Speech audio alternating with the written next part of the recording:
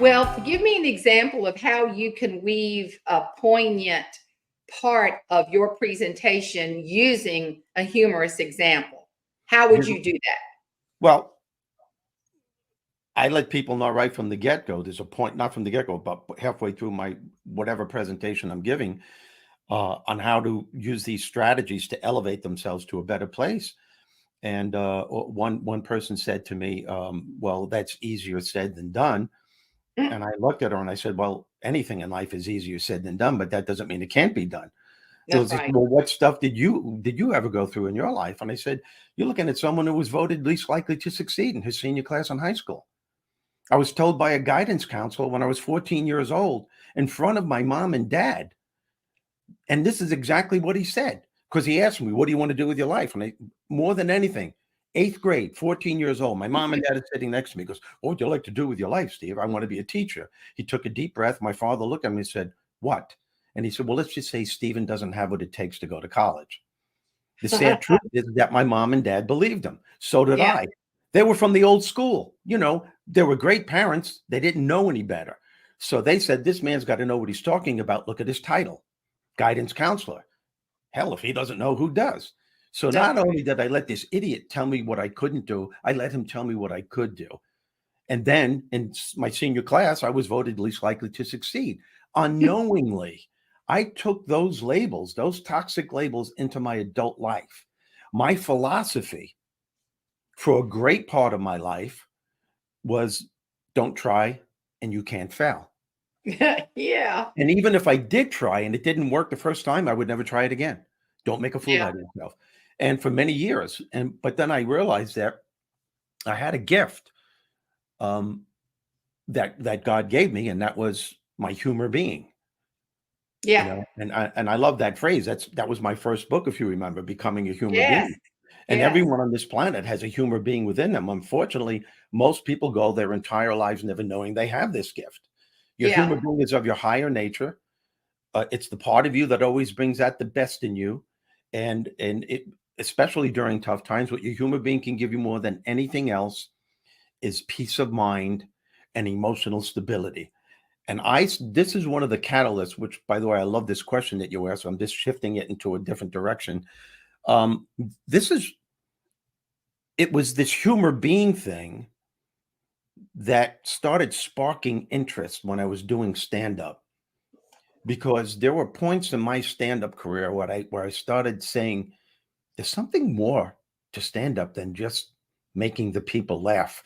And I couldn't figure it out. And I kept asking the question, what is it? And one time I was on stage, there were a couple of thousand people. It was at a theater in the audience, maybe 3,000 people. And I had this epiphany. Now, this is the weirdest thing. They're in tears, hysterical. All right. And Dad, by you're the way, funny. yeah, I know. And back in my stand-up days, I was quite blue too, so that was my thing. But anyway, they Yeah. were laughing, and I was in this zone, and in the middle of laughing, another part of me, which is weird because I didn't lose my timing, but there was another part of me thinking, "Oh my God, look at these people. They're having a great time because of me." And then I started thinking, some people are in this audience are going through a divorce. Maybe they're having financial difficulties. Maybe they were a loved one and afflicted with some kind of illness. But for this hour and a half that I'm on stage, their problems, their challenges, whatever they were, didn't own them, because they simply allowed themselves, and that's the key phrase, allowed themselves to take time out to laugh. So I got off the stage, I went backstage, and I started writing, and I came up with this phrase that I use in my newest book that just came out. Laughter is the pit stop in the rat race of life, and that it gives you enough emotional fuel and repairs to get back into the race again. But the Oh, initiative, that's a good yeah, one. but the initiative and the proficiency by which we allow ourselves to laugh comes from what I call your humor being. And the more we use it, the more it becomes a part of who we are.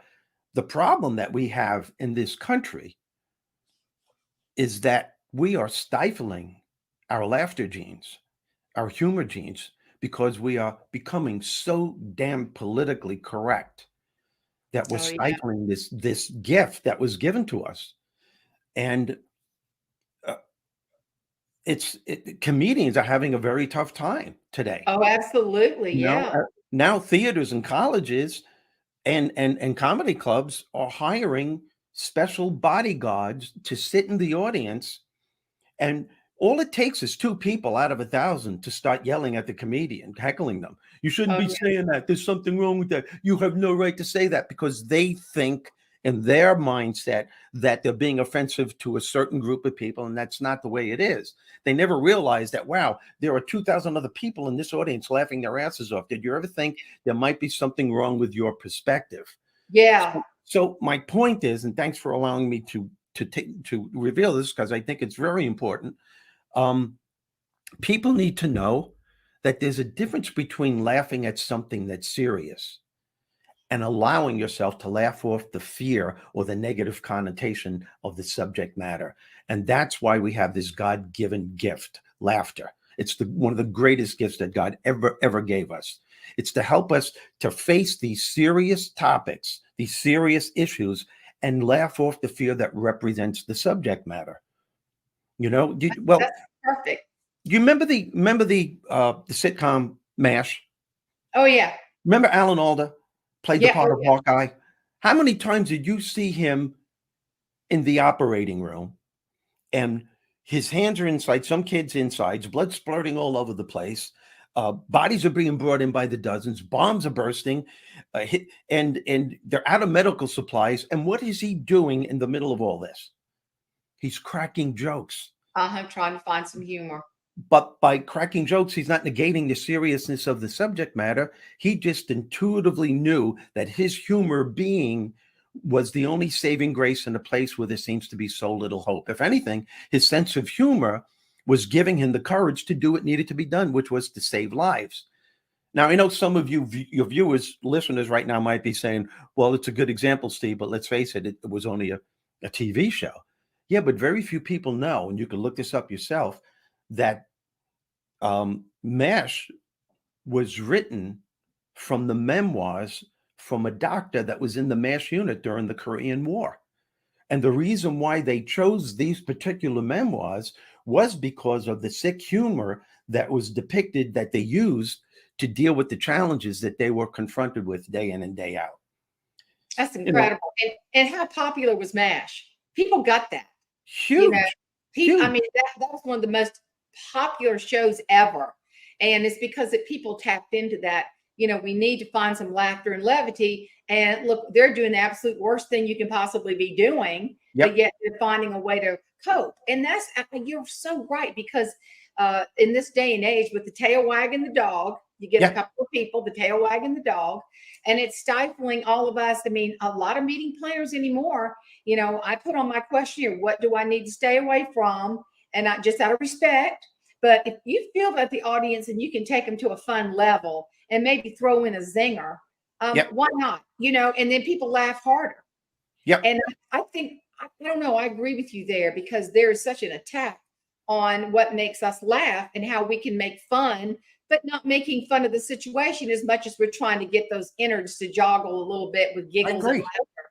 If you It's could find hard. humor in anything, you can survive it. I remember 3 It's true. days, 2 or 3 days after 9/11, and I was watching the news, and of course, it hit me like a ton of bricks. There was a reporter, and she was holding the mic, and you could see how emotionally distraught she was, but she was strong and she was doing a great job.